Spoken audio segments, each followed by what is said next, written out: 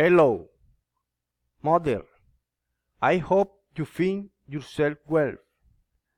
I want to tell you that in this new place we have a beautiful house with 2 rooms, kitchen, 2 bathrooms, and entertainment rooms and garage.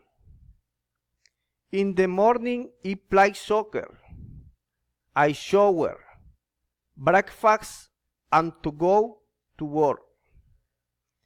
Then I return in the afternoon to play with the family. We have dinner.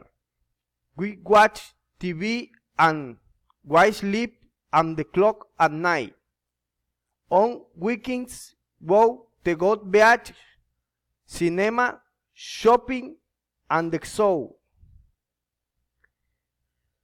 This city is very big.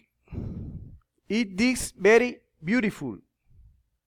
It has many places to have fun I visit. It also has very good restaurant and soccer fields.